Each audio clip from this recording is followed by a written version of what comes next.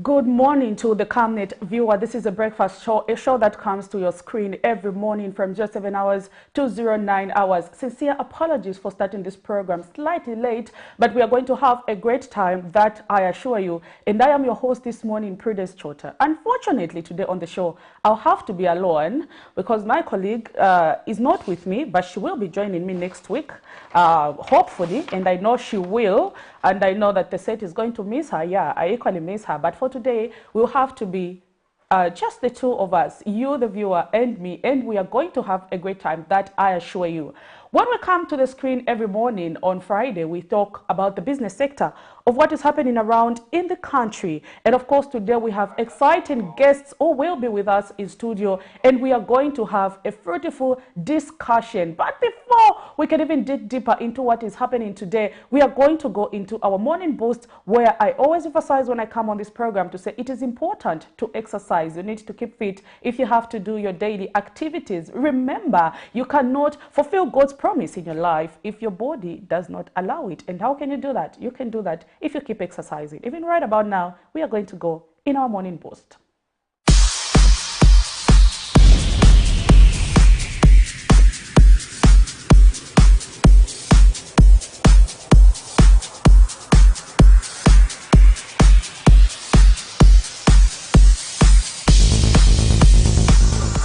A very good morning to you and welcome to Morning Boost. This is Isaac Macha, always here in the morning to make sure that you have a great day. Therefore, today we're going to do some simple workouts, different kinds of workouts in 5 minutes. As usual, it's going to be a warm-up. Let's go. Start with the warm-up. Good morning. Let me know where you're watching us from. Let's go.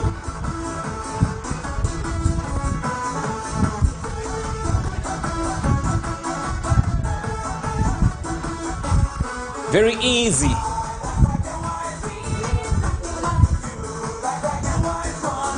Okay, I'm gonna change very soon. Here's the next one.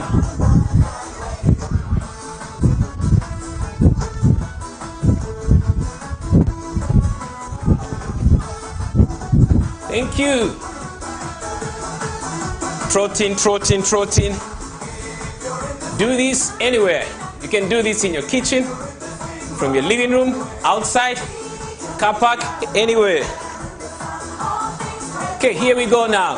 So the first workout we're going to do, we'll do some mountain climbers. Okay, let's go. We'll do both for the beginners and for those already in the workout system. Go down, see my body. Let's go. 1, 2, 3, 4, and 5, 6, 7.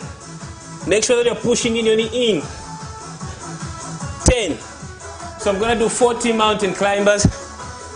20 will be basic. The next 20 will be a little bit advanced. Last 10. Go. 1, 2, 3, 4, 5, 6. You should be feeling your hands by now. 8, if you're doing it correctly. Okay, so that was 20. You can take a 15-second break, sip some water. Let's do the last 20 of mountain climbers now. Yes, she just sipped some water. Don't mind the person behind the camera. Let's go now. 20 of them. Okay, 10 in breaks. 1, 2, 3, 4, 5, 6, 7, 8, 9, 10. Okay, 10 more to go. Okay, let's go. Last 10. I'm sure my 15-second break is up. 1, 2, 3, 4, 5, 6, 7, 8, 9, 10. Okay. Here's your active break. That was 10. Try this. Leave a comment. Let's see how you're doing. Let's match. 2 steps each. 2. 2. 2 steps. I'm going to add a grapevine now. 2 each. Grapevine. Try this, daddy. 2 each.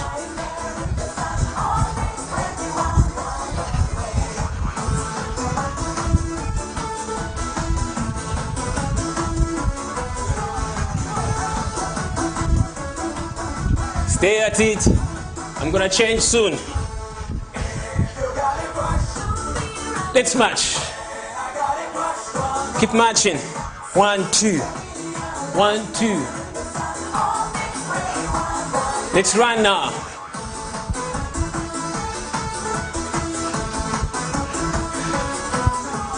See? You just need a little space for you to do your running. Almost done, guys. Thank you so much for joining me. I always feel good every time you join me. So make sure to do this every day and you're going to be fit. Don't miss another session next week. This is Isaac Matsa and I'm signing out with a punch on your face. 1, 2.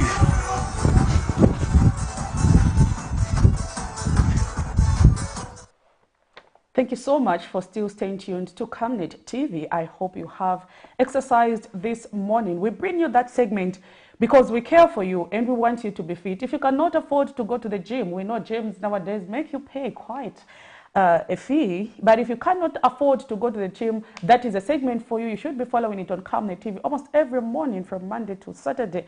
And I'm sure you will keep your body in good shape if you keep following Camnet TV Breakfast Show. Even right about now, we are going to go into the Doctor's Corner, where we also talk about a lot of important aspects that affect our body in terms of how is it that we maintain ourselves? What kind of disease do we experience? Sometimes we have diseases that we don't even understand that we have them because we are ignorant over them. Sometimes it can be a headache, and all you know is I just have a minor headache, a migraine. I'm having all these things we talk about. I'm having sore throats. We don't even know that that can be a serious problem if not treated. So even on this program, we bring you the Doctor's Corner, where they talk about different things. And of course, today we are going to be talking about cystic fibroids. And we are going to have Dr. Chisala Molenga from the Medical Women's Association of Zambia, who's going to be just summarizing what this particular disease is. From Monday to Saturday, from Monday to Friday, pardon me, we do bring you segments of what the doctors have to say concerning a particular illness, in a week. And even now, we are going to look at what is it that the doctors have to say on this program.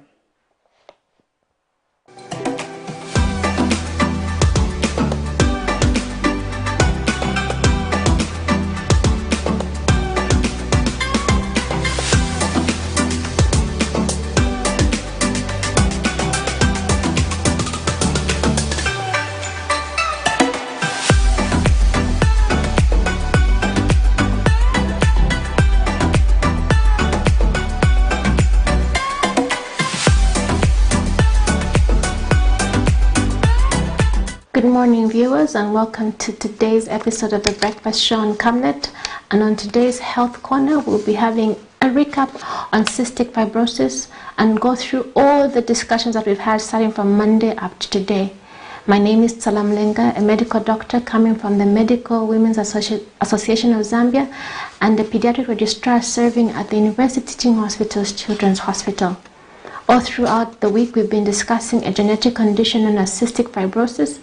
And we mentioned on the start of the show or the start of the week that May has been designated the Cystic Fibrosis Awareness Month internationally, where we raise awareness about cystic fibrosis and advocate for patients who have cystic fibrosis, an incurable disease or incurable condition that can be managed and can be diagnosed.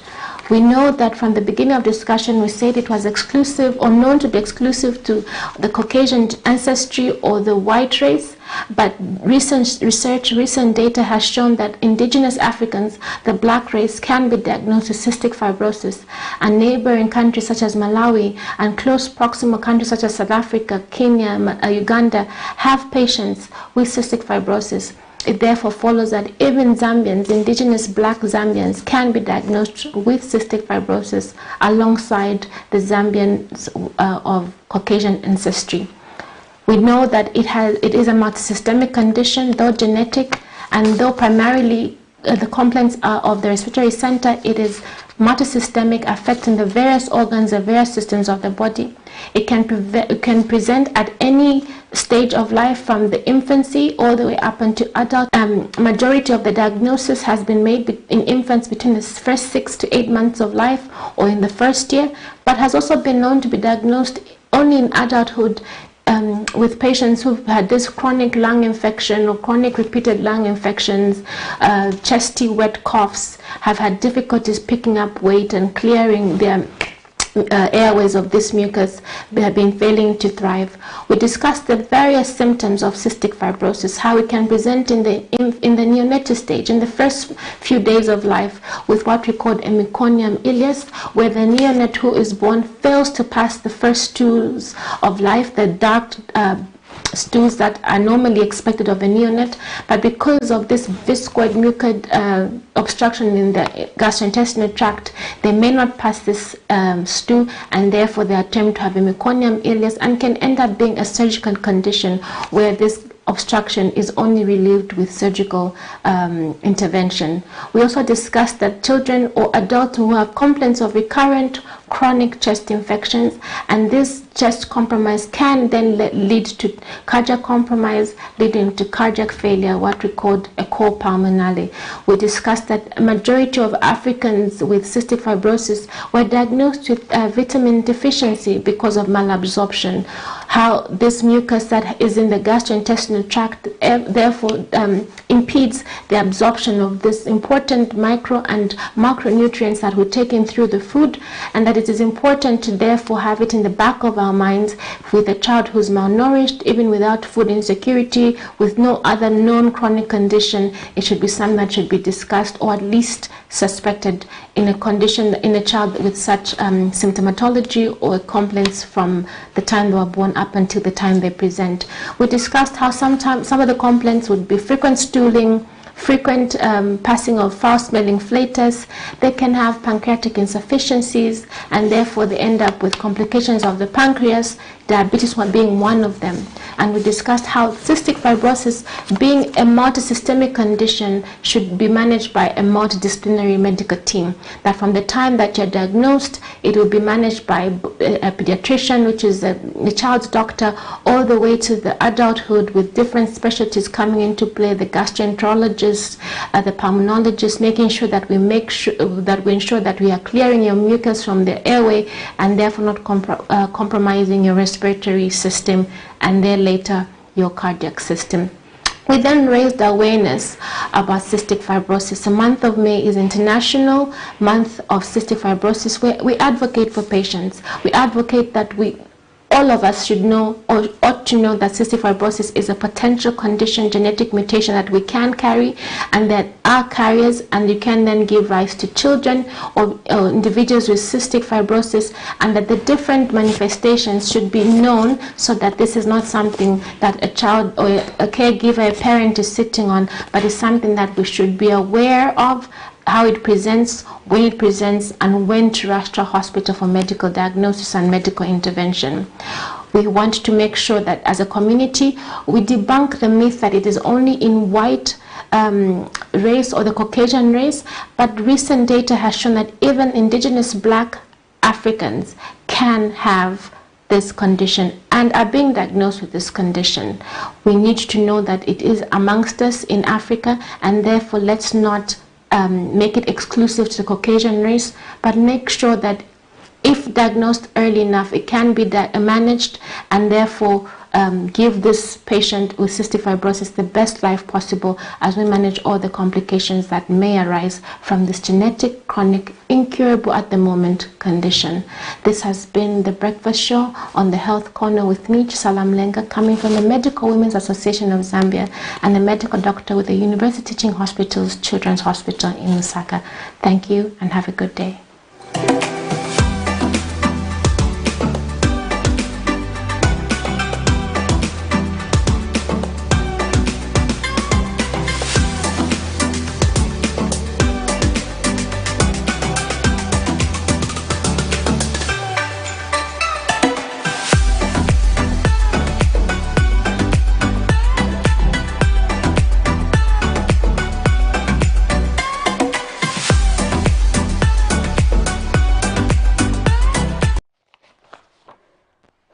Cystic fibrosis, that was the topic of discussion today on the Doctor's Corner, and Dr. Chisala Mlenga was just elaborating, or rather giving more information about that. I hope we have learned one or two things, how we can have this particular disease, how is it that it can be treated, and how is it that you can contain. If you have any of the signs and symptoms she talked about, and of course if you're experiencing some of the things she talked about, ensure that you visit the health facility so that they can check on you to really understand what is the problem that you are having. Remember, your health is very important in order for you to keep up your daily activities.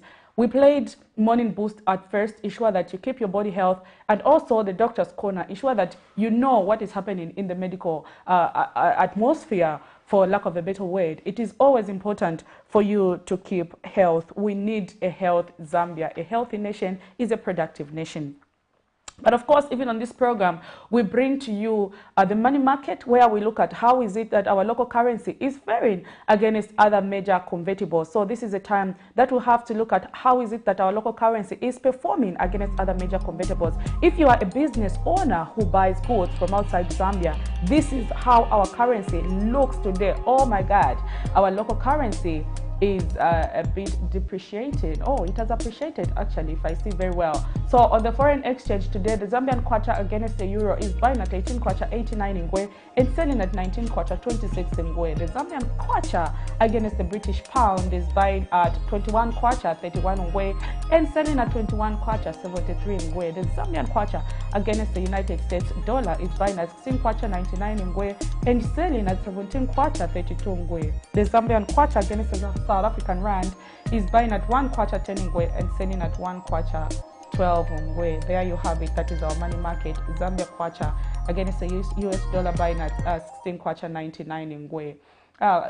For of late, we've seen our local currency stabilize. This is the country that we need. We need a currency that is stable in order for us to see things move in our economy. If we have a stable currency, we have inflation rate that is moving against the trajectory of a 1 digit. At the moment, we have inflation rate trading around 10. That is a positive move. Hopefully, we get to the trajectory of 6 to 8% in the next few months. It is possible if we work together as a country. It is possible if we all contribute. It is possible if we all provide solutions rather than criticizing. You know, in Zambia, we do a lot of criticizing. It is healthy. I'm not saying it is wrong.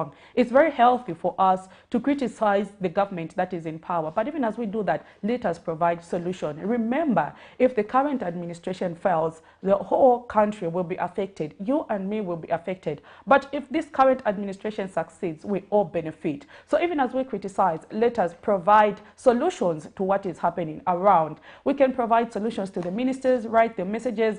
I think in this administration, we've seen a situation where ministers respond to most of the queries when you approach them. We've seen ministers come on this program, respond to some questions. And of course, we are trying to engage more people from the government to come and respond to some of the things that is happening around. But if you have those solutions, can we forward them to them so that we can have a country that is stable, a country with good inflation, a country with a good GDP, a country with a good currency?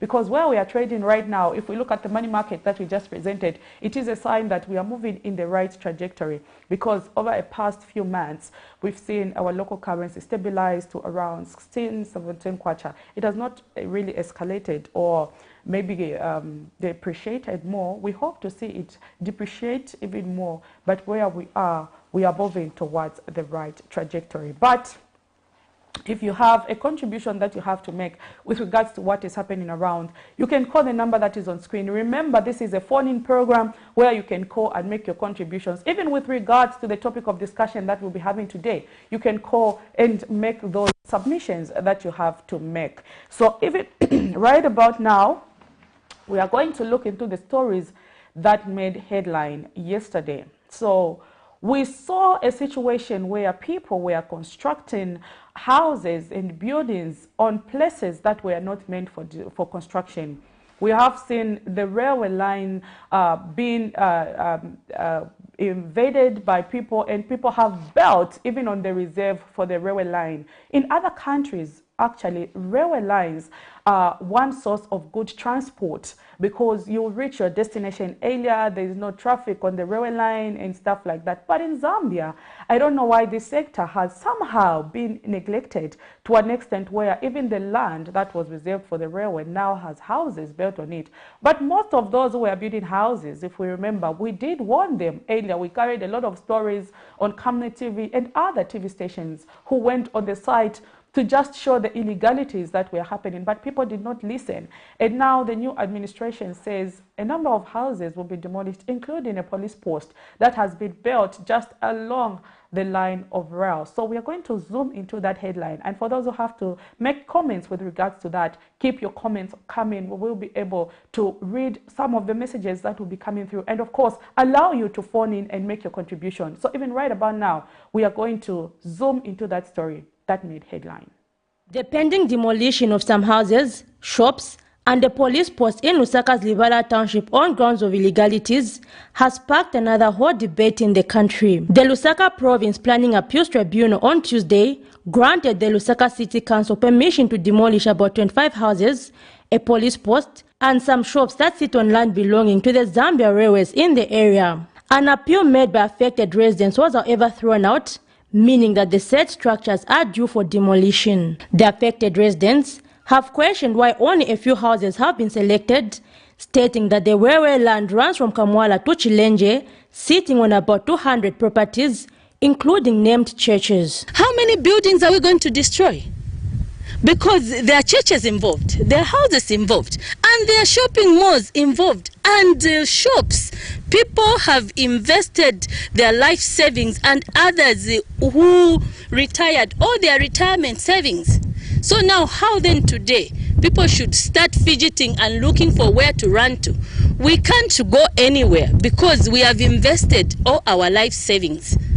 And then we want the president, please Mr. President, look into this matter. Because on same rail line, one side is removed from Miriam Chani, other side, in Kamwala. How come we are going to use another rail line? We are going to pass to reach this side, because there is no other way to come this side. And we built this one from application. Applicant applied on 2014. And this one was given, that's why we bought from those people. And we built. So for that one, for us, we didn't receive any stop notice from council or enforcement. We didn't receive anything. I mean, it's about to be demolished. I can talk for myself. My house has got a title deed issued by the Ministry of Lands. So how come now today you tell me that that paper, that document is not valid? That is unacceptable. This government was voted into power because we know that these guys, the academicians, these are people who have gone to school. Unlike what was happening in some other regimes where people just comes and do things in a mediocre way. We expect Gary Nkombo, the president, we trust in you that you can do the correct thing. They have also raised concerns about security if the Richard Kachingwe police post, which was officially commissioned by then Lusaka Mayor Mr. Mao Sampa and then Kawata Member of Parliament Mr. Given Lubinda, will be demolished. Yeah, you see, there's a police post that is helping out, and this is the only police post around this vast area here. If you look around, this police post is helping out a lot. I'm sure that's the reason why they also commissioned the police post, because they knew that the police is just needed in that area. The police is helping areas. A check by Camnet News found that even part of the Bombay drainage sits on land meant for the railway, raising questions whether these two will be demolished. The affected residents have called for the head of state to intervene in the matter, citing unfairness. Zipporah Mshala, Camnet News, Lusaka. There you have it. That was Zipporah Mushala bringing us that report from the structures that have been earmarked for demolition. But in case you want to make a contribution with regards to that, you can call and let us get to interact. Let us get to hear what you have to say concerning that particular topic. The houses that have been constructed on the line of rail, are they supposed to be demolished? Has government rather done the right thing by suggesting that those houses be removed so that they can pave way for the rail line? In case we are wondering what has been happening of late, before those houses, some of those houses were even constructed, when permission was given for those houses to be elected, a lot of concerns were raised, a lot of reports were done by the media with regards to that, and everyone was just quiet. And those in the clip also argued to say they gave us papers for those infrastructure before we even began to build. So how come today they say they should demolish our infrastructure, which we've built using resources, hard-earned resources? And we know that in today's economy, things are a little bit hard, and for you to even elect infrastructure, you have to work really hard. And these people worked, and of course, they did an illegal thing by building on land that was meant for the line of rail. But is demolishing these houses the best way to go in tabling these issues? These are the questions that we are asking on the program today. In case you have to make a contribution with regards to that, you can call the number that is on the line, and let's get to interact. Remember, this is not the only area where people have built houses on the line of rail. There are other areas as well. So are we going to see even other areas being demolished because of the illegalities that was happening? These are the questions that we keep asking. And of course, we know that we need to resuscitate our lower line, rather. We know for a fact that railway line, rather the railway industry, plays a critical role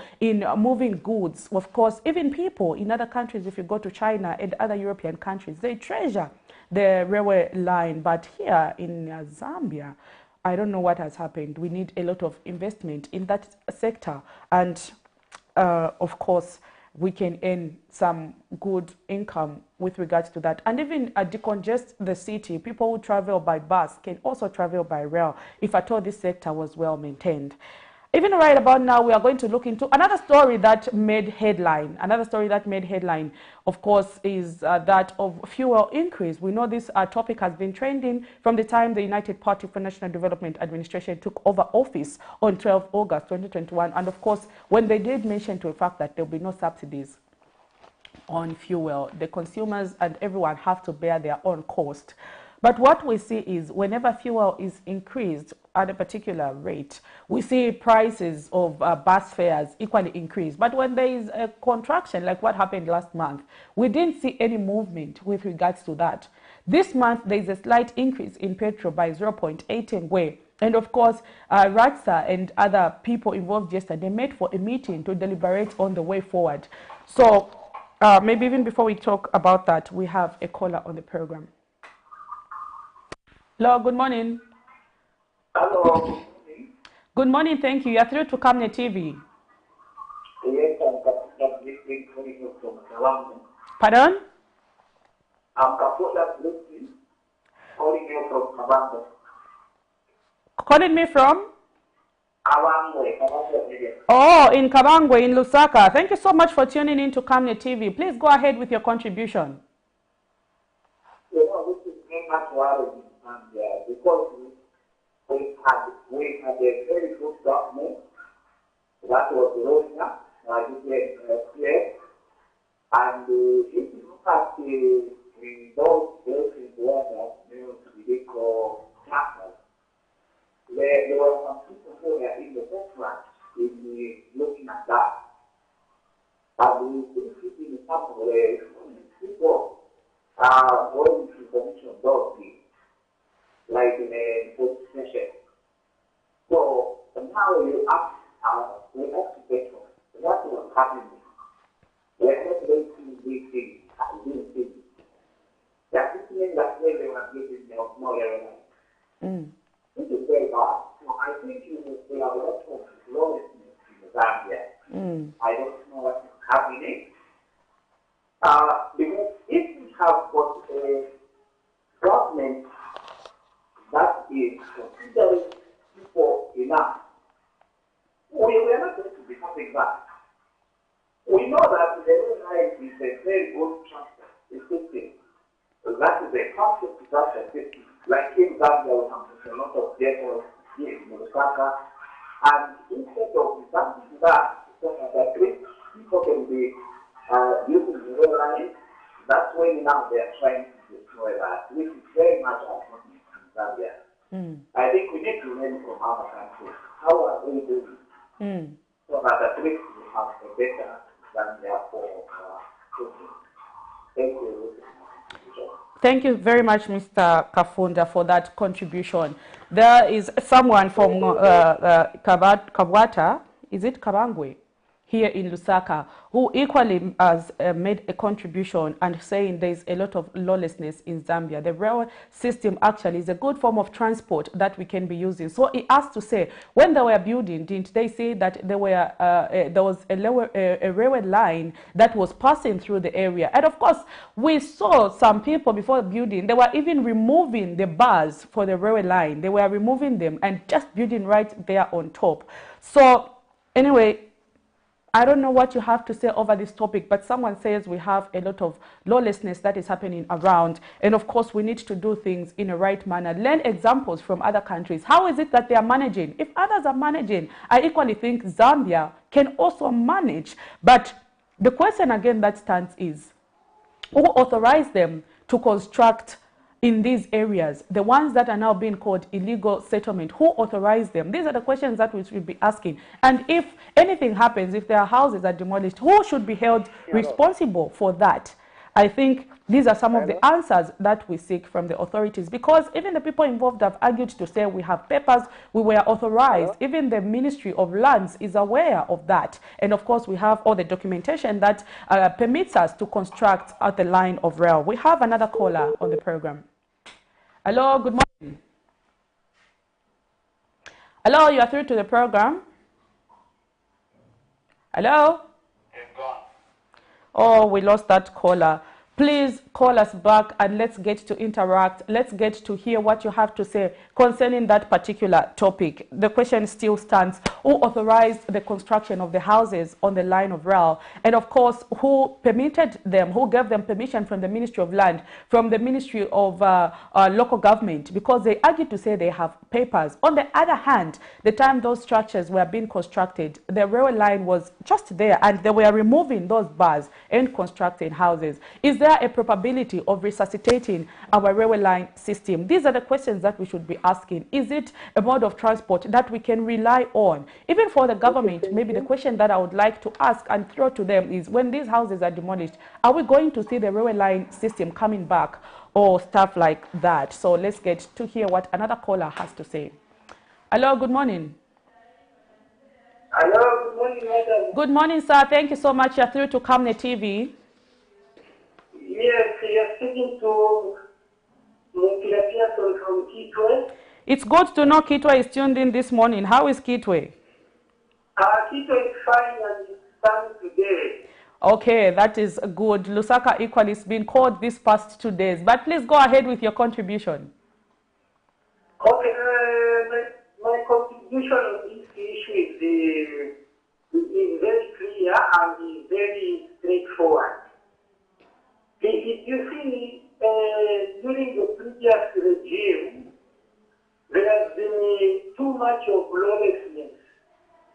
You could see very high-profile members of the Patriotic Front, like Gideon Ulinda and the Mao Samba. They were commissioning the police post and whatever else that has been built there. They saw it. They an illegality. Surely there are a lot of people that know something could allow that.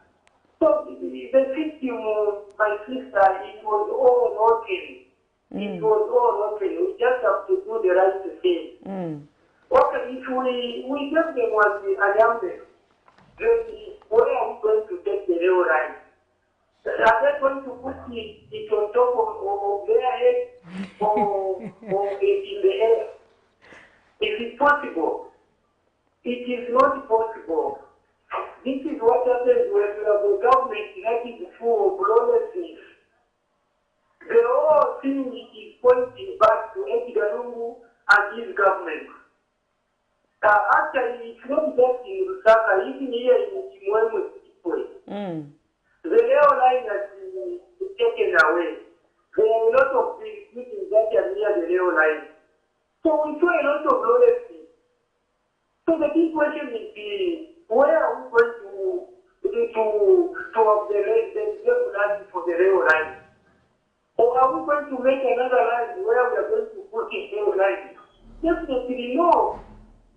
Let's do the right thing, and my condemnation is that it's going to Edgar and the patriotic flag, the previous regime. That's why sometimes you could be supporting what the Chief Museni said on the TV, where he said we were dealing with criminals. These things they should have attended to it. Otherwise, that is my contribution. I have no apology for them. Let them pay for what they did.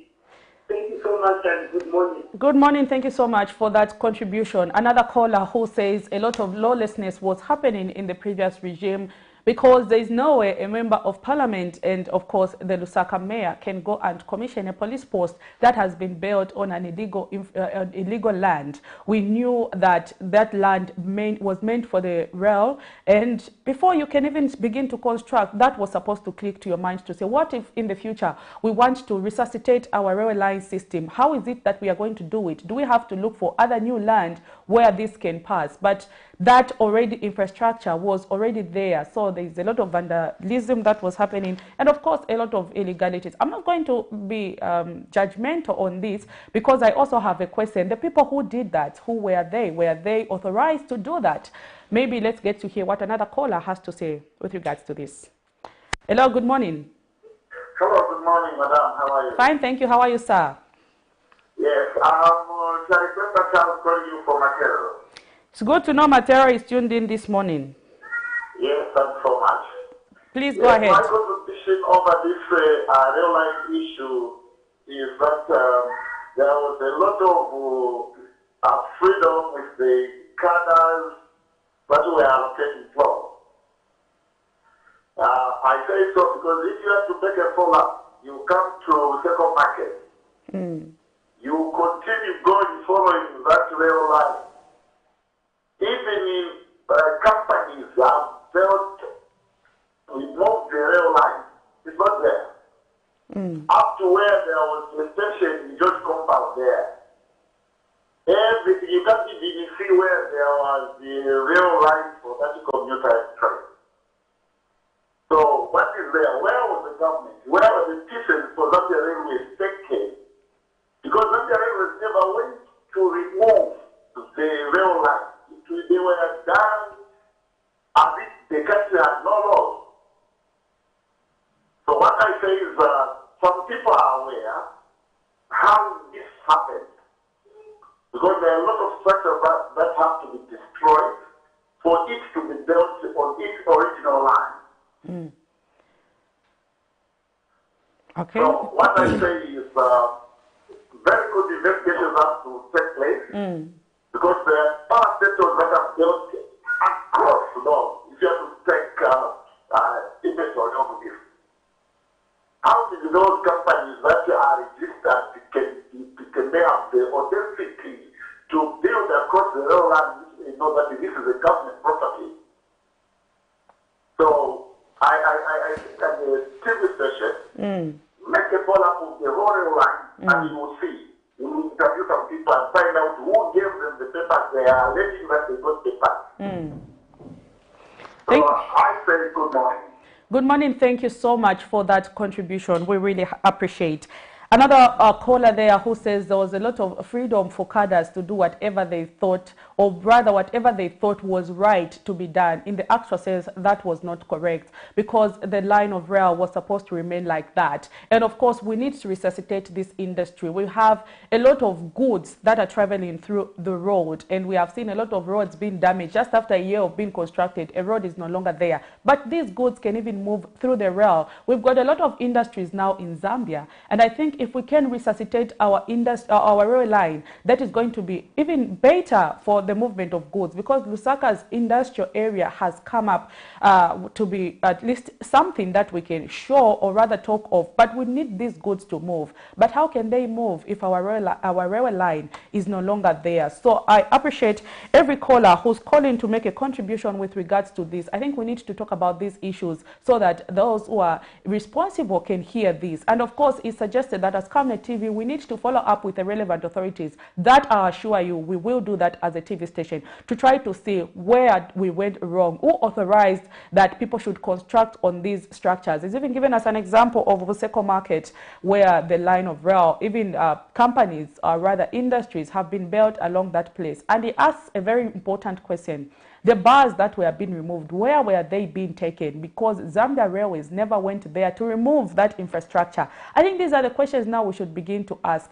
But again, even when we ask this question, the question should be who authorized? Were they in the right position to authorize the construction of this? Maybe we can also get to hear what the other party has to say before we can completely condemn them and judge them over this issue.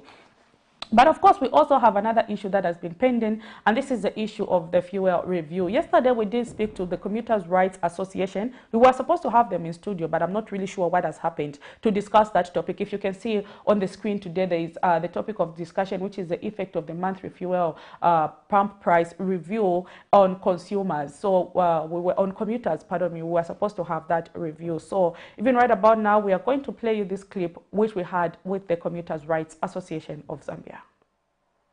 Petrol went to about 8 and going upwards.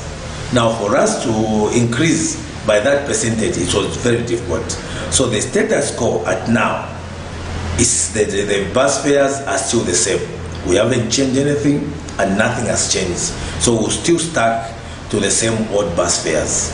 Now going forward, we are suggesting that maybe we should introduce a method of which as stakeholders in the transport sector we want to put up, where maybe here they can continue doing what they are doing, the monthly reviewing, and for us we feel that this is not helping us, so we want to make it, maybe they can do it 3 times or 6 times. That's when you call for a consultative meeting to see to it that maybe we can have a reason or somewhere where we can meet around the table and discuss how we can figure out the bus fares in future. But as for now, we really, it's very difficult for us to be talking about the increment or reduction in the bus fares. So the status quo is still the same. Our appeal to the passengers, to the operators, is to stay calm. We are not sitting idle. We are doing our best to see to it that we work out the best for both of us, the operators, and us, the commuters. That was the Commuters' Rights Association of Zambia making a suggestion on the fuel pump price. And his argument was based on the fact that when there is fuel reduction price, we don't see the price of transport reducing. But when there is an increase, you'll see stakeholders meet. And of course, there is that increase in the fuel pump price. So he's saying perhaps maybe the review should be done after 6 months or maybe 3 months so that even the commuters can equally benefit. He says it affects more the commuters than any other person because others will still make a profit out of that. But for you, a commuter, it becomes a problem because you have nothing to gain. When actually in business, it has to be a win-win situation. If you're getting into a sector that you know that will not benefit anything, you cannot put your investment there. But this transport we pay, these are some of the investments that we make. But in the end, it is us, the commuters, who are affected. So that was its suggestion. But let's get to interact and hear what you have to say with regards to that. But in studio, I will be joined by guests soon. And stay tuned to Camnet TV. We are going to take a short breather and we will be back to discuss more.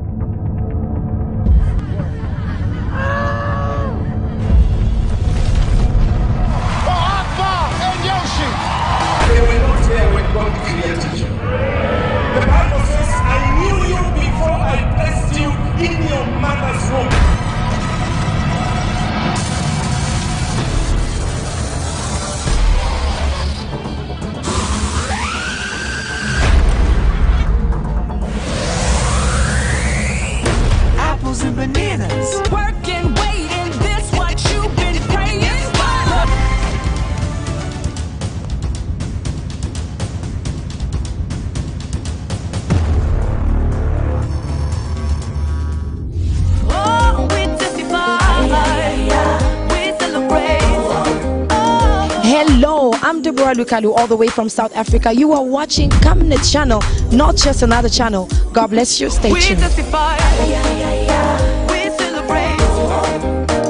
for all you've done, Lord. We give you all the praise. Oh, we testify. We celebrate. Lord, we give you all the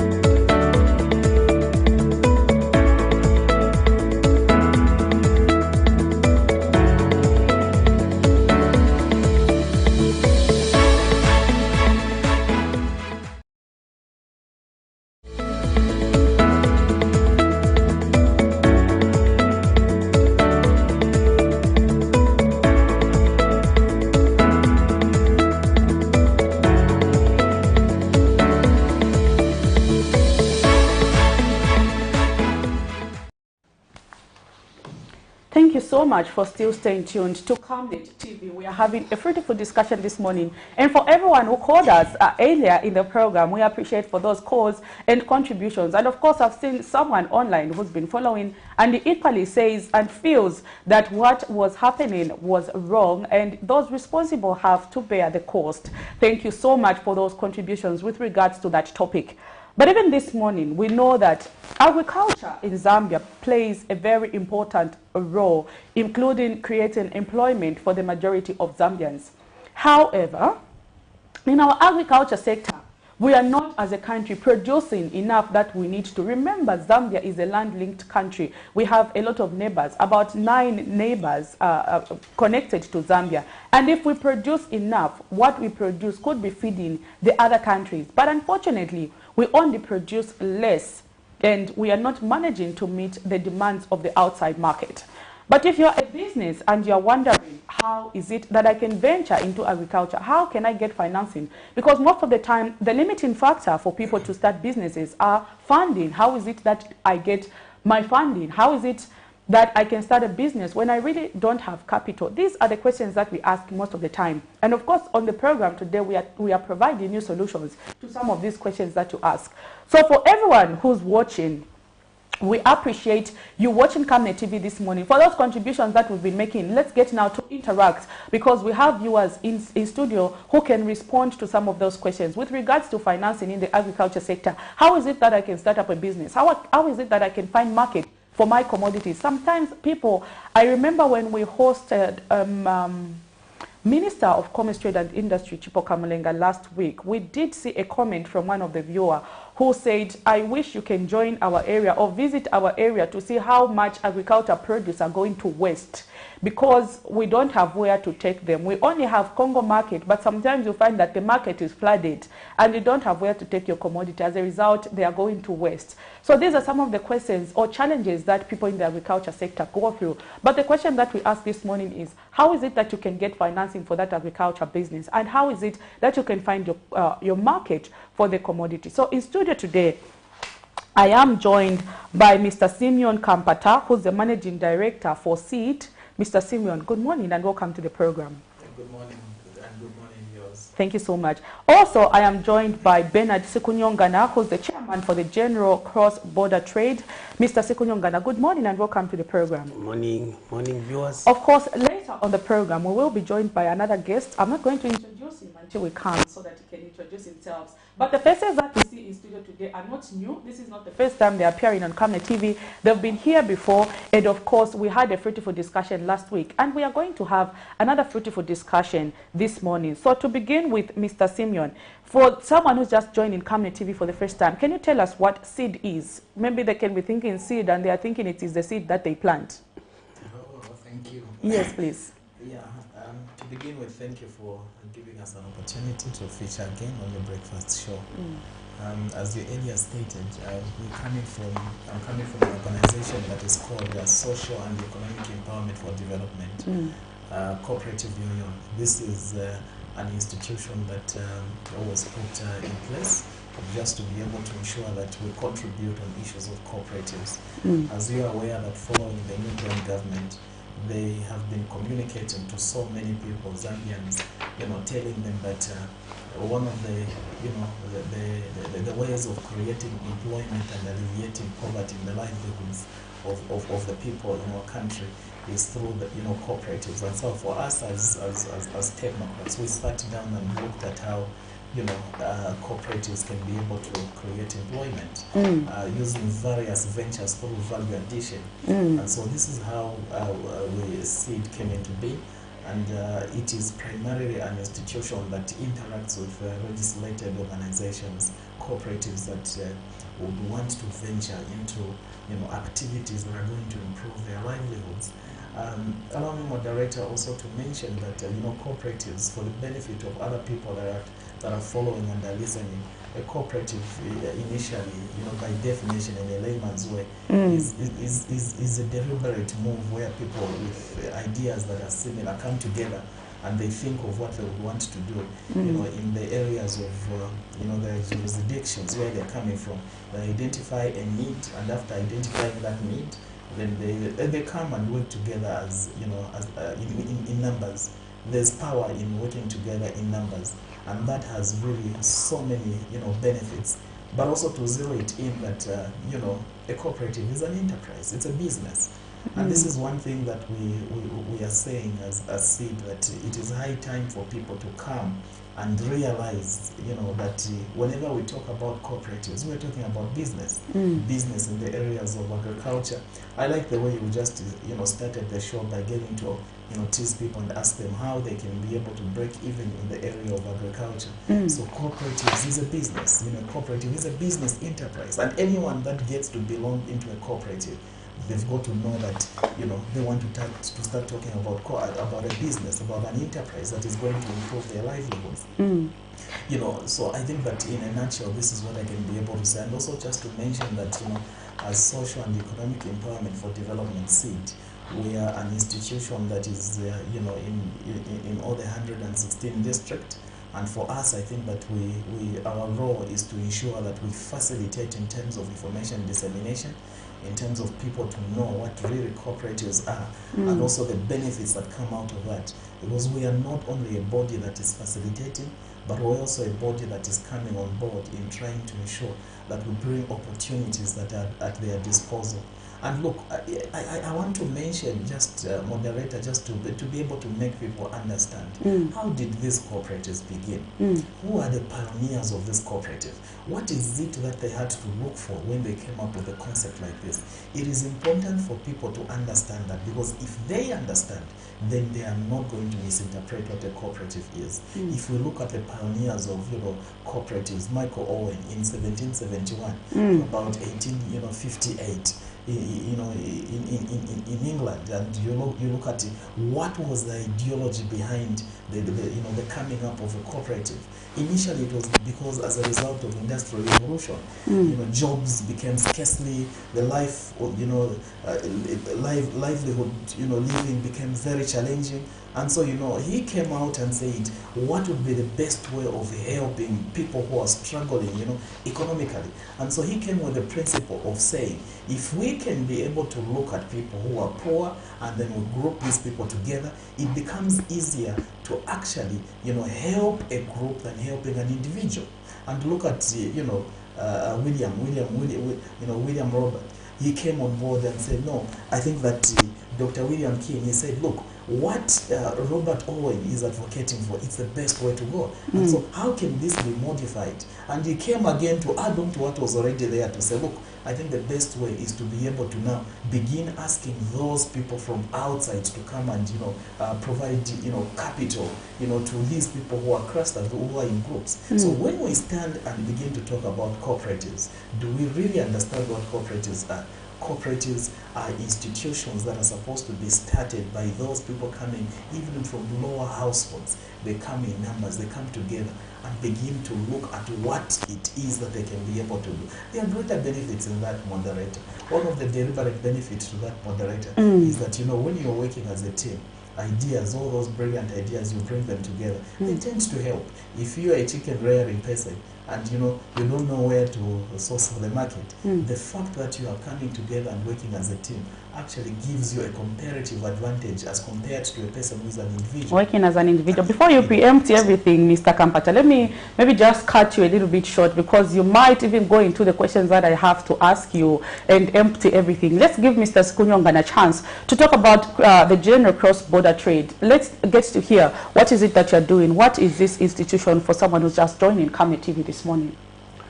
I'm just trying to, to add up from what my colleague has said. You see, at the moment we've got crucial issues which have been pending for a long time. These crucial issues are when cooperatives, those in the rural areas, they want to do agriculture. They want to start gardening. What is it that they can produce? And you see, partnering with the seed, we've discovered to say, those old ladies who would group themselves in the rural areas, they want to know what they can produce. I know you can produce rape, but what is shelf life of rape? You can produce tomato, what's the shelf life of tomato? So we have bringing on board the issue of production of garlic and onion. These are long shelf life crops, and we are looking at how do we help these farmers. They do not have the training. Yesterday we had an Indaba at Farmers Union yesterday. It was a big gathering. And people were looking at the Indaba for onion specifically. Now that the government next year, they are saying they will not allow the importation of onion. It remains to us to make a decision and move forward. So yesterday it was a very, very brilliant meeting. But big questions came in. If I want to start the production of onion, who is going to train me? Because I have no idea. If I want to start the production of garlic, who is going to train me?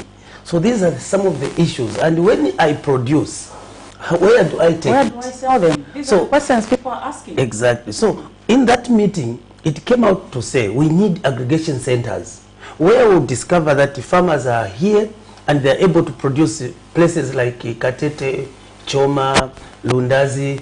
Those are places where there's a lot of activities for production of these crops. And so we were looking at putting up aggregation centers, because aggregation centers is the solution. If today you are producing maize, you know that I will sell my maize at FRA depot. But if you are producing garlic, you are producing onion, where do you take it? So these are some of the things which came out to say these are the things we need to handle now to offer solution to all these questions which cannot be answered. And you know, as what my colleague has said, when you are in groups, it is easier to get support anywhere. Because when you are an individual, people will say, but how do I even make up a follow-up on this individual? But when you are 5, 10 of you, it's easier because you are a committee, you are able to meet and discuss and make up things which can work out, even to somebody who wants to, even a grant. It's difficult to be given a grant as an individual, but if to be given a grant as a group is easier, because somebody knows to say, yes, these people, I think they'll inspire other people, and at the end of the day, the country will be at a certain level. Okay, that is good. Mr. Bernard Sikunyongana there is the chairman for the general cross-border trade. And of course, we are discussing how is it that you can get financing for that business or agriculture business that you do not even have capital for. Remember, these are the questions that most of the time pop up. People go into farming for maize because they know that there is FRA that will buy their commodity. There is a probability that I might not make a loss because I have a market. But what will prompt someone to venture into the farming of onion or garlic or stuff like that when they don't even know where to sell their commodity? I go today and do 3 hectares, 4 hectares of onion. Where do I take them? What is the lifespan of this? These are the questions that we ask, and we are here to provide answers to those questions. So maybe just to phrase a question to Seed, I don't have capital today, but I want, or my cooperative, we formed the cooperative, we don't have capital. How is it that we can finance our businesses? Are there institutions out there who finance institutions for people who just have a vision and an idea? Yeah, brilliant idea, a brilliant question, Prudence, and you know, to be able to respond to this question, I want to begin first and foremost by answering the question in this manner. as area stated, we're coming from a cooperative union, and our mandate is primarily interacting with only legislated institutions that are working as a team. And first and foremost, before you even get to start looking at the aspect of getting to, look at the area of financing, first and foremost, the first thing that I would want to mention is that even before moderator, you come and say you want, financing because there's a kind of a business that you want to do. Do you know what we'll be able to ask you? Do you know what we'll be able to interact and find out from you? We'll be able to first and foremost ask, do you really know what a cooperative is? Because, the obvious basic principles of a cooperative, they have to come into play. If you are a cooperative and then you're looking for financing, this is what we have been telling people. What we've been telling people is that, we need to see you beginning from somewhere. Even when you come and ask for that financing, we'll be able to chat with you and interact with you and find out to say, what kind of a business would you want to venture in? Because, we are on record, and this is what we have been saying, moderator, that one of the challenges that people are not taking into consideration is that when they come on board and form cooperatives, they think that because now they're in a group of 10, because that is what the Act states, then they'll come and say, we want money, give us money for this type of a business, we want to run a business. But look, capacity building is the only way to go. So many people have brilliant ideas. But I want to ask the moderator, through you, is it true that everything that we dream for, we can be able to succeed in that area? I think it doesn't work like that. First and foremost, get the knowledge, the required skills that you need in order for you to implement that business that is required. If we want as a nation to see the benefits that are going to come out of the principle of cooperatives, which we as SEED are believing strongly that it is a vehicle that can contribute to economic development. It is a vehicle that can be able to help this country in job creation. We want to believe that for all those who are looking for financing, before you come on board and start asking for that financing, what is it that you are able to demonstrate and say, this is what we have been able to do? Because that's what a cooperative is. It is not, like any limited company where you come and you need capital there and then. What a cooperative does is that it begins with people at a lower stage, beginning to work on their mindset, beginning to change their thinking and saying, with the little that you have, are you able to begin something? With what you are able to begin. Even when we come and we're talking about getting to help you, to support you, we have to find that you have started from somewhere. And this is what we are saying.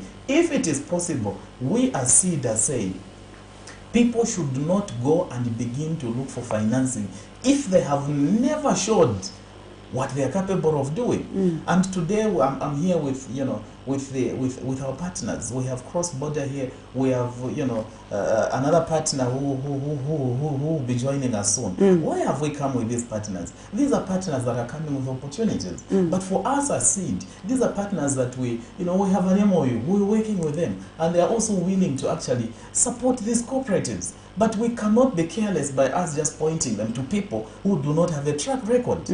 I think it becomes a challenge. Mr. Kampata, you have an interesting point there. And for someone who's watching, you are wondering what he says. The partners, what are they doing with these partners? Do you have that business and you want it to be financed? We have a solution for you. Stay tuned to Camnet TV. We are going to take a short break as we allow another guest who is going to talk more about that issue to join us on the program. Don't go away.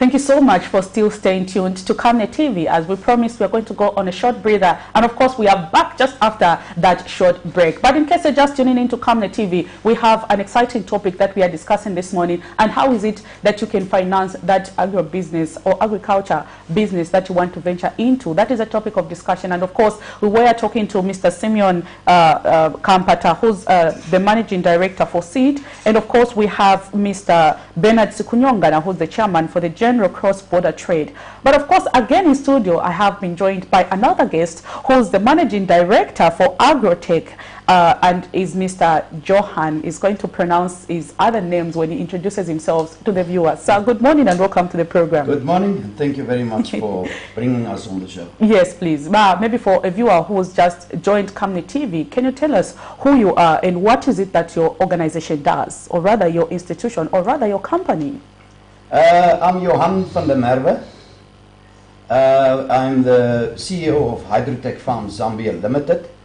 We are found at the showgrounds. We have various other farms across the country where we are rolling out projects at the moment for outgrower schemes that is under the Hydrotech Farms Zambia. And then, of course, what do? We are a training, development and assistant agricultural institution that brought new technology to the country, where we train people to be independent and self-manufacturing of feed for their livestock, and of course also to produce aquaculture products like growing out fish or producing fingerlings, and then of course in the poultry field and in piggery. Mainly at this stage, because we have not reached the stage where we will start including dairies and other facets of the farming industries. But we are moving towards that.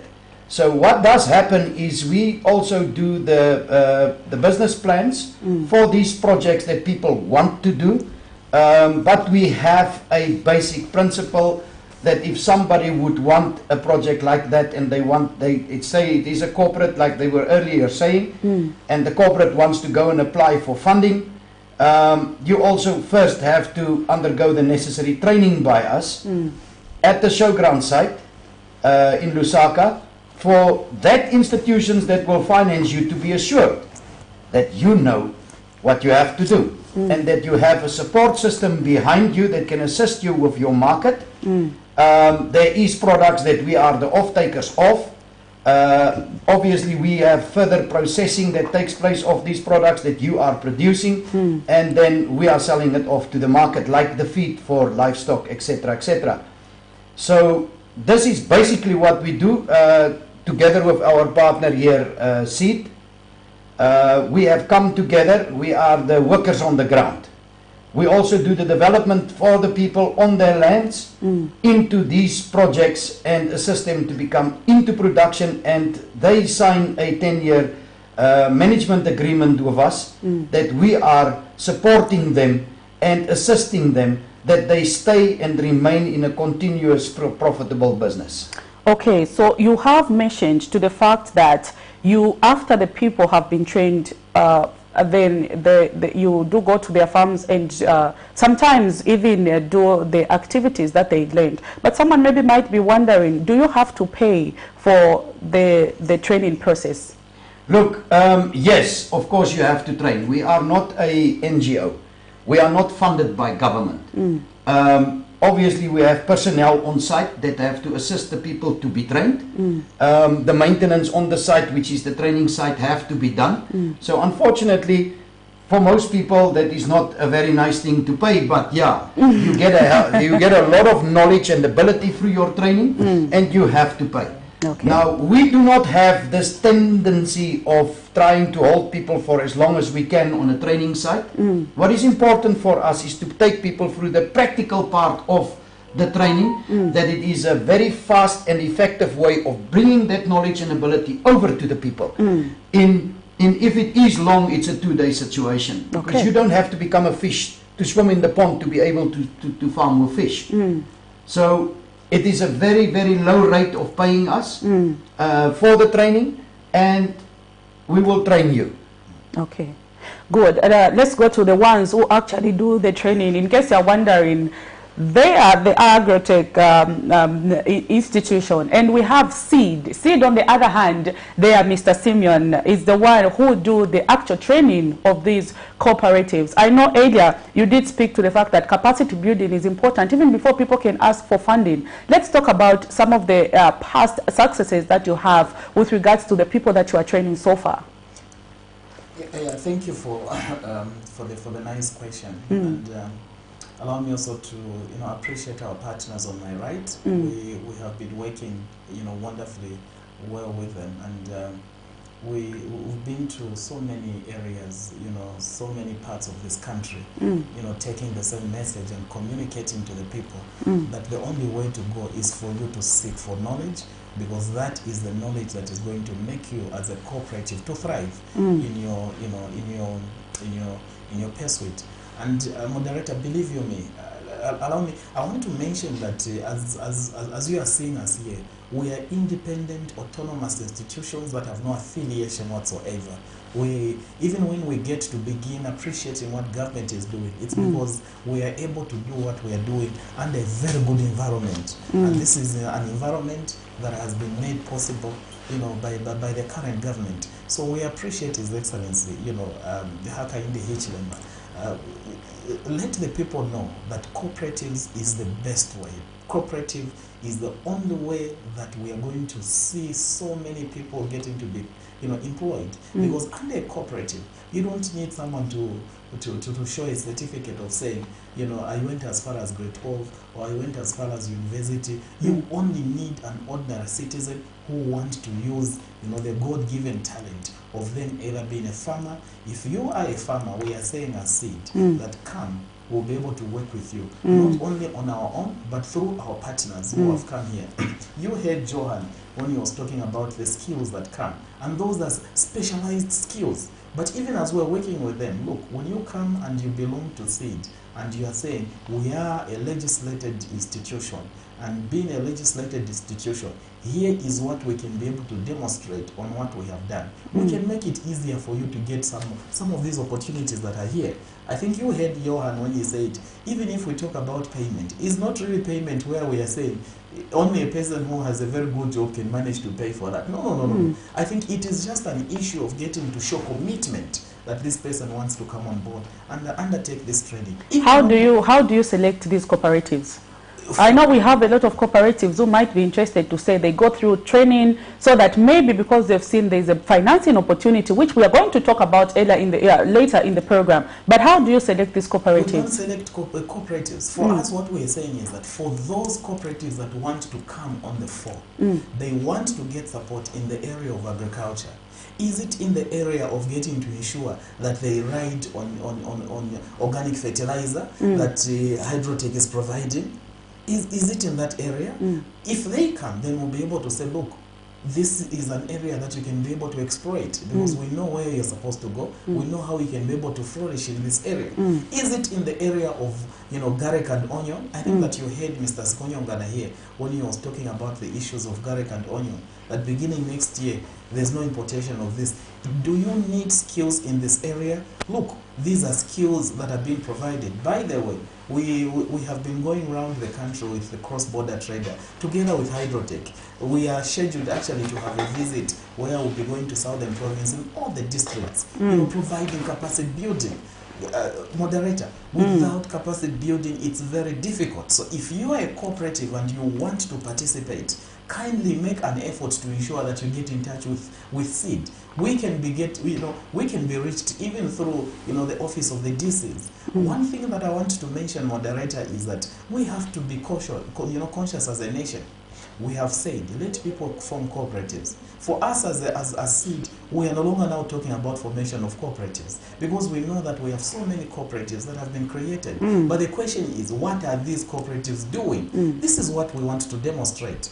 We had a symposium where Honorable, Elias Mulanga, he's a very wonderful minister, and I think that the ministry is doing, its best to ensure that people benefit. We are working with them very closely, even in the area of, capacity building through the office of the PS. We're working very closely with them.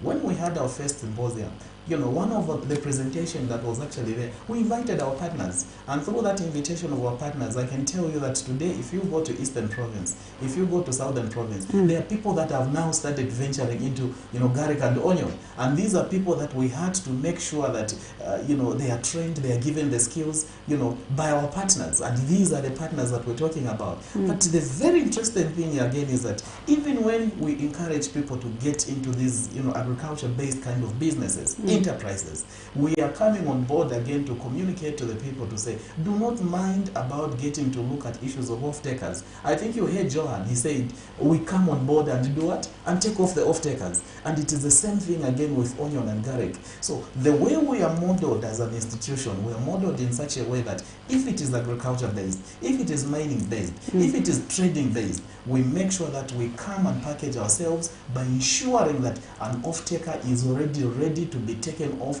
by a partner that is willing to do that. So if you're a cooperative, you do not know where to take your produces. You do not know what to do after you have ventured into that business. I think if you come, you know, to us, we should be able to tell you to sort out those challenges. One last thing that I want to mention, Madam, is that if you look at the principle of cooperatives, and I'm speaking this with a heavy heart, because so many people are believing that government should be able to come and provide finances. And fund them. I'm sure that's why people are even forming cooperatives, so that they can get financing from the government. The nation has to know. And even when I was saying, I appreciate His Excellency Hakainde Hichilema, I'm an economist by profession. I'll tell you, look, what government is trying to do now, government is trying as much as possible to build a community that has a mind that is focused on enterprise. Because we cannot all be employed. So if we can't be employed, we have so many people, you know, on my right here, even if you ask them, they will tell you that we're actually looking for cooperatives to support.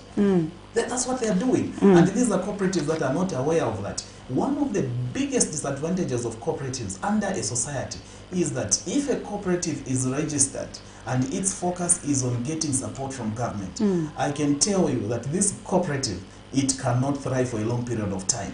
What a cooperative is that it is an enterprise. So if you're a business, then you need to know that the only way for me to break even is doing business. If government comes and they want to provide support, that should just be an added advantage. Look, just to come and be able to help this cooperative that has already started, they're just giving them another step so that they can be able to do it, get to another level. So this is what we are saying. Let us not look to government and begin to say, government has to give us the finances. Well, it is the duty of government. What is the role of government, if I may ask? What is the role of government? Government cannot manage to come and support all the people, you know, with finances which people are calling for. So you heard us, and we're here and we're on record. We are saying, for us as a cooperative, we are able to sort out the solutions that people are going through. And what is the best strategy?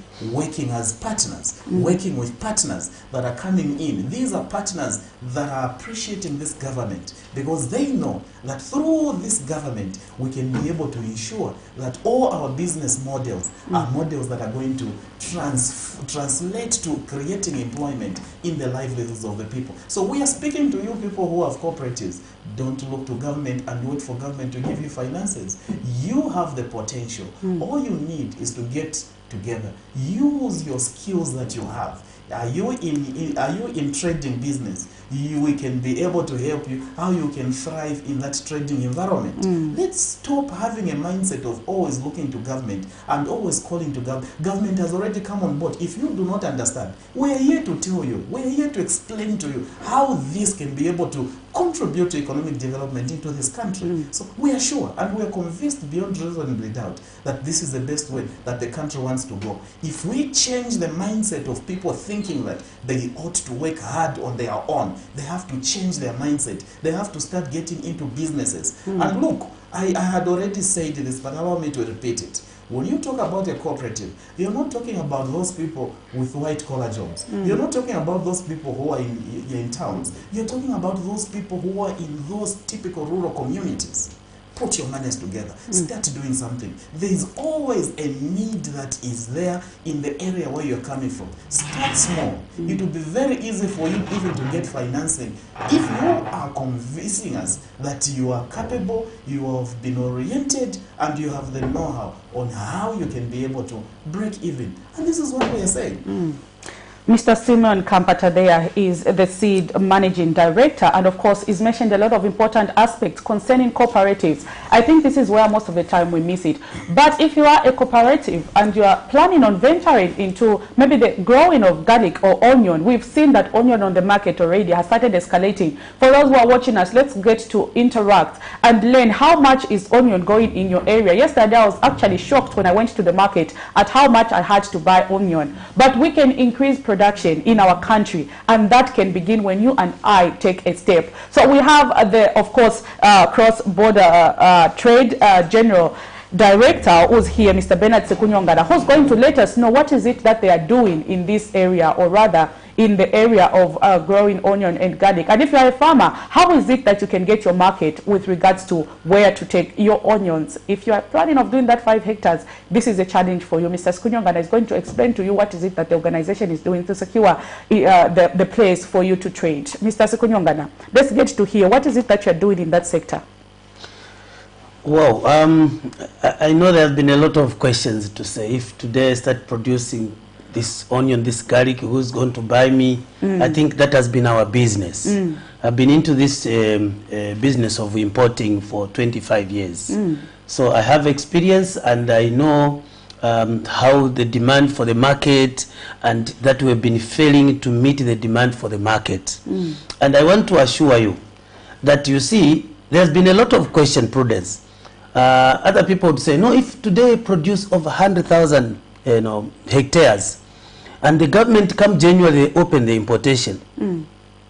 I want to mention that we've got the support from the government.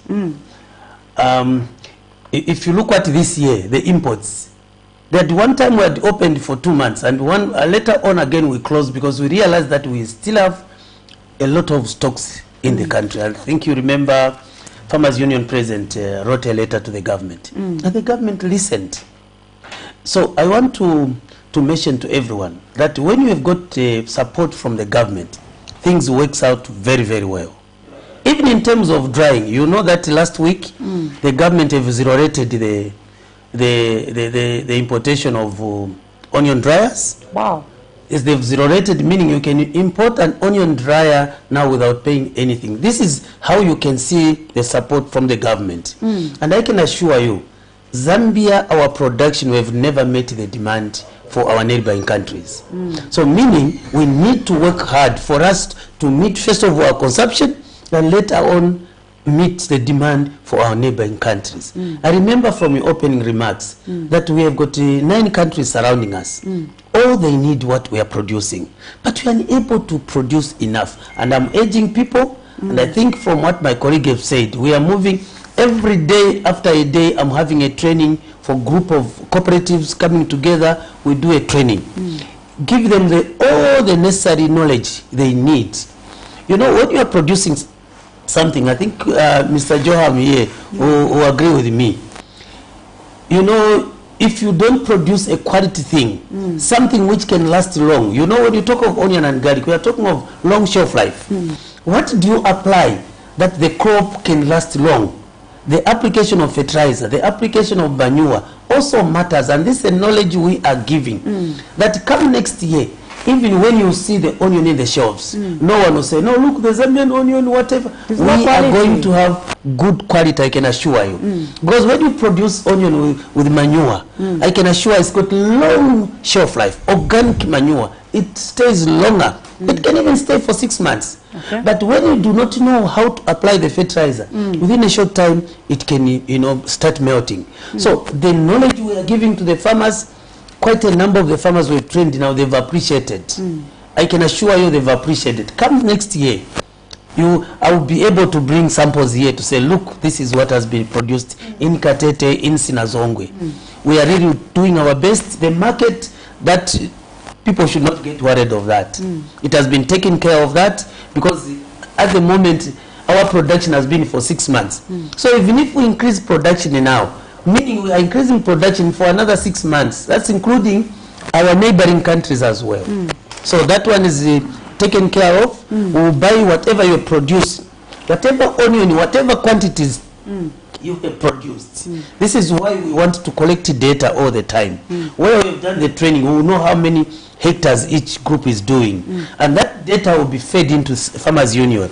And when we sit to look at our production this year, we should be able to say, okay, we need to increase a bit because our production will only take us this period. So I can assure you that we are still very far to meet our consumption as a country. We are still very far to meet the demand of our neighboring country.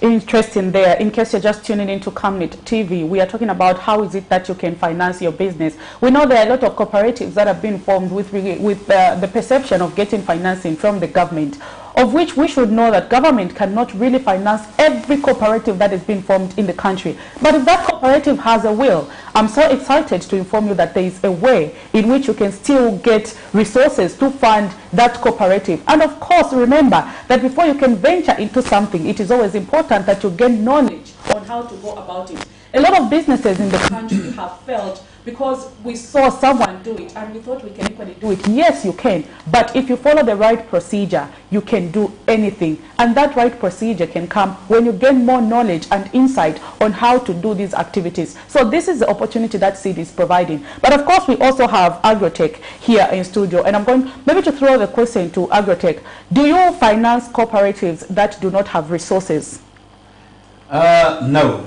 Unfortunately, you know, I would have loved to be Bill Gates today. But no, we don't have that type of funding with us. But what we really do is we put people into production once we have assured the market. So very much like an outgrower system, we make sure that there is a market created for a product that must go out. And then what we do is we take how many participants we need so that they have a viable and a profitable business that they run, and that we don't tell everybody to grow chickens. Because at the end of the day, you have 100,000 chickens and you have to pay the people less to get rid of the chickens. So what happens if there's an order for 100,000 chickens a week? Then we are determining what is a financial or economical unit for an outgrower. That's a minimum of 500 chickens or 300 chickens that will give them a sustainable, continuous, profitable business. Then we divide that 100,000 by the 300 chickens that each one would be, and let's just assume that's 90 people that must participate. Then we get 90 people into the program. Because now we know that we have set up 90 people that are in a sustainable and continuous profitable business, and they have such X amount of workers that is now also gaining through the process, and we are delivering the exact required amount of chickens that the market require. Let's talk about the low cost of production. We know that production in Zambia is quite high. When you are producing whatever you are producing, you look at the high cost of maybe feed, we look at the high cost of fertilizer. So for the outgrower schemes that you are training, how is it that you are incorporating them to go for the low cost of production? Do you offer trainings for how you can produce your own feed or maybe your own fertilizer and stuff like that? Yes, absolutely. That is why we're here. You know, people have to start understanding that because of the rise of fuel, because of the rise of living cost, there is no choice for the feed institutions but to raise up the price of the feed. Now, that is why Hydrotech has the demo sites at the showgrounds, so that people or organizations or even government can enter the site and they can see how people physically can start producing their own feed and their own organic fertilizer. And I just want to correct our partner here, Mr. Bernard, it is not manure. Manure is one of the components of organic fertilizer. Organic fertilizer is a fertilizer equal to any chemical fertilizer. Okay. So what happens here, just to give you a few examples, your cost to raise a day-old chick to 3 kilogram on the organic feed that we teach the people to produce for themselves is 33 kwacha compared to 57 kwacha that people pay currently.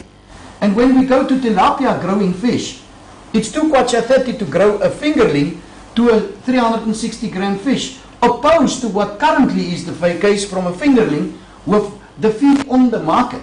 You are spending 11 kwacha 72 ngwe. So what I'm saying here is, again to our partner here, Bernard, you know, people can import dryers for onions. Why would we even use in our new age where we are the word import?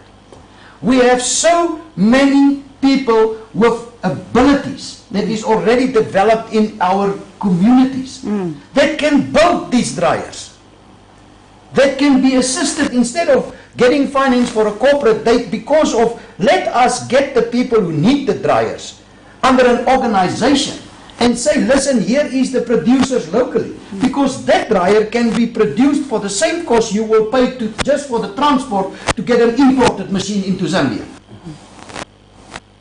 And we do produce them at Hydrotech. Wow. We do produce dryers for your maize. We do produce dryers for your soya beans.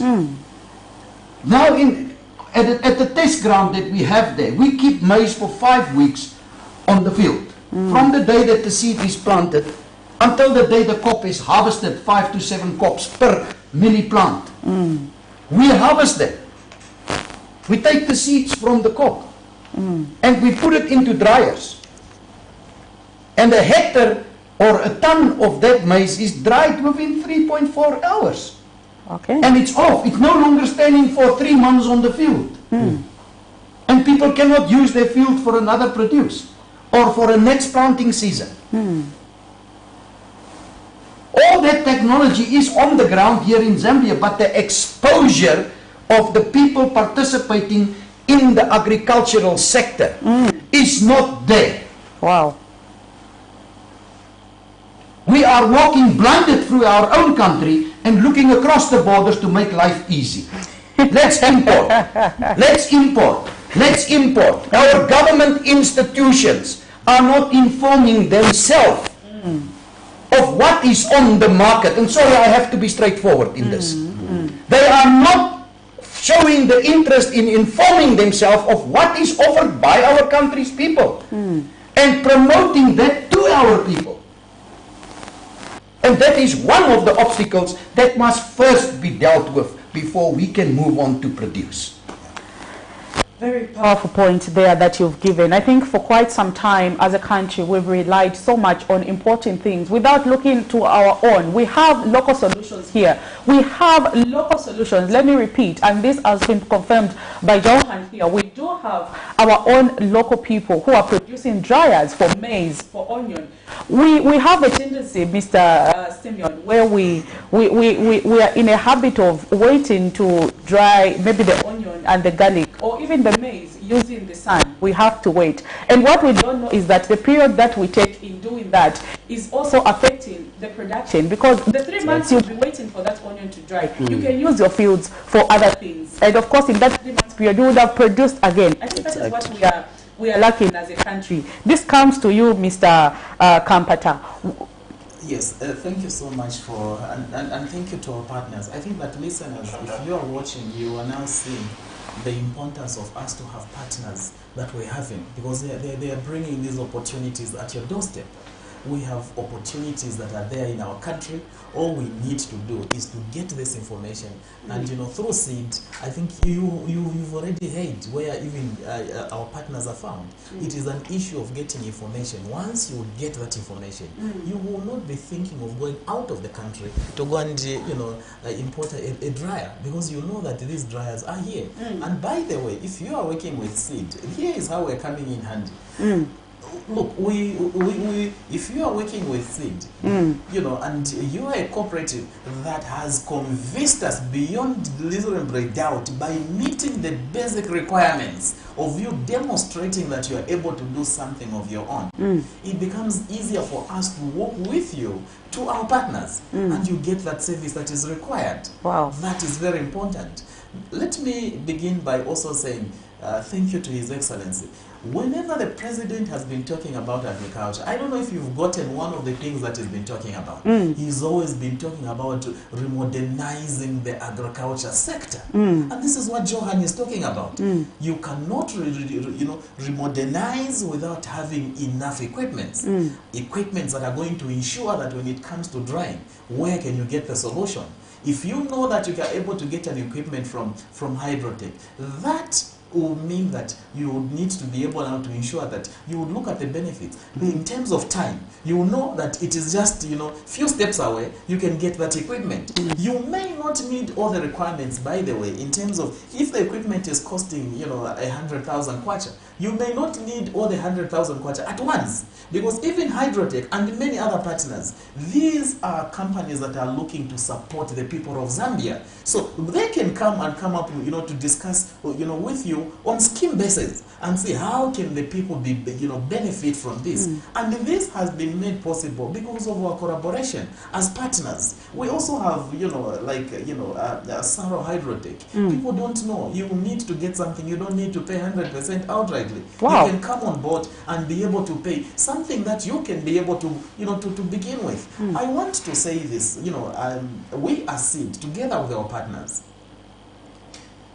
If it is possible, if government is to look for money, if there are other cooperating partners that want to come on board and they help these cooperatives, because these are cooperatives that have been identified, we know where they are, we know what their needs are. For us, what we're saying, Constance, is that we would rather not give money to these cooperatives, but rather we would rather give them the skills that are required, the machineries that are required. So if there's any partner out there, if it is government that wants to empower these cooperatives, because this is the first time of its kind when we are beginning to, after such a long time in the Kaunda era, when we are now talking about issues of cooperatives, we have a different generation that does not know the benefits of cooperatives. So how can you be able to, finance a cooperative that wants to buy a dryer? Why not you come on board as a financier? Come and say, we want to support this cooperative with a dryer. Go to Hydrotech, pay to Hydrotech,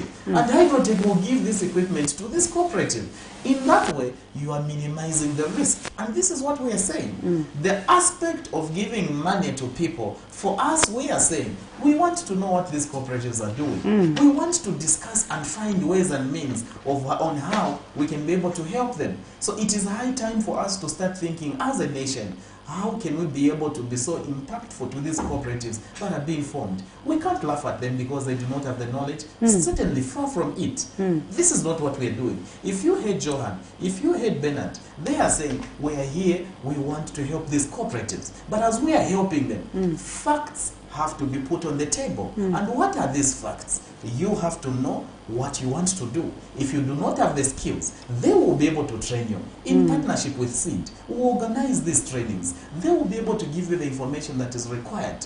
What we are advocating for, and I want this, I always repeat this, is that capacity building, prudence, is the way to go. Time has come. If we want to see desired results, we have to invest in capacity building. If we want to see change, let us work as individual companies. Let's work as partners. We are here with our partners. They are seated here. For your information, we are also working with one of our partners is NATSEV, a financial institution. For them, their interest is to look at financing cooperatives, businesses that have a good tracking record. If they want to come, if NATSEV wants to come, and we're working with them, they want to finance, do you know what we'll be able to advocate for? Whatever NATSEV would want to do. Of course, they have to agree with this cooperative, but our recommendations would always be, if people want to get into drying of onion, let NATSEV come. Instead of giving money to people, let them buy what? Dryers from already existing companies that have a reputation. In that way, you are trying to run away from the risk of entrusting money to people, individuals that have no good financial skills. You have spoken passionately about these issues. It is on record. It is on record. The bank of the bank governor, he mentioned this thing that this country, we need to do a lot on financial redress. Without that, it becomes difficult for us to see a change that is desired. But we have a very good opportunity, and I'm convinced beyond reasonably doubt that under the leadership of this government, they have given us the platform. Okay. Let's look at ourselves. Let's not look to government and say everything government. No. With also government, as Johanna said, it is a responsibility of other ministries like the Ministry of SME. We sit with them, we discuss what is it that has to be done, and we help each other to share this information. And that is what we need in a developing nation. Everyone has to play his or her own role in order to see that development is indeed coming in our country. Okay, I have to cut you short. Mr. Skunyongana, in 1 minute, can you talk about, just in 1 minute as we conclude, the aggregation centers that you're building around the country? We need partners who can come, financiers who can come on board. And this is a solution to our farmers, where they will be able, in that aggregation centers, to grade our onion, package our onion. You remember there's Bizet campaigning to say we want to see onion stocked on our shelves written Bizet, meaning locally produced onion. And as I will continue mentioning to say, our imports of onion still stands at $12 million every year, $45 million every year on garlic. For how long? And the country every day is trying to create employment. I can assure you, through this outgrow scheme, we can create a lot of employment. Because if each cooperative is doing 10 hectares, even just 2 hectares, and you have 2,000 cooperatives, individuals coming on board, how many hectares? And I will tell you to say, even when we produced enough, we can export. Even when we produced a lot more enough extra, we will start powdering the onion and the garlic, adding value to what we... Yes. And that is what we are looking at. So as a country, let's produce as much. We want to engage everyone who can come on board. We can create employment through these activities. Not always be employed by the government. It's not possible. Okay. Johan, in less than 1 minute, how is it that people can get get in contact with you, rather, or maybe how is it that they can get to your equipment? Very easily. I just want to mention that we have basic line equipment that we make that stands on the floor that people can see and make choices from. But we also specialized in building something that they would require that we don't have. Okay. The skills is in the country, and it's very easy. Visit us at the showground site. You can even contact us on, I don't know if I'm allowed to give my telephone number here. No. I'll get it. For those who are asking questions, I'll give them. Let me just, before I get into soup here. Yes, please. But yeah, like I say, is visit us. Tell us what you need. You give on credit? Well, depends on the client. I mean, like anybody else, you cannot just give something that disappears in the bush and tomorrow you are bankrupt. You have to look at being there on a long, sustainable way. But what I'm saying is that people must stop using the word importation. We must start using the word exportation. Amen. And that is the only solution for Zambia. If we can change that mindset, we will be the biggest agricultural sector in Africa. Yeah. Everything has been given to us by God Almighty, but we are not bringing our part. Yeah. Amen to that. I say amen to that, because this is what we are looking to. This has been a fruitful discussion on Camnet television. For those who are streaming online and watching us, have been following the comments that you've been passing, we really appreciate. I know a lot of you were watching, and of course, if you have questions with regards to any of what has been discussed in the program, or you would like to get in contact with any of the panelists here, you can call Camnet TV and we'll be able to provide you with their contact so that you contact them directly. If you are a cooperative that has been formed and you have the desire to break through and contribute to the development of the country, this is the right way for you to go. The panelists that are here will help you do that and break even in the market. Don't get worried about where you will sell your produce. The market is already there, but we need a lot of people to come on board and join. So for me, Prudence Chota, as a host, it is bye-bye for now, and see you on the other side. God bless.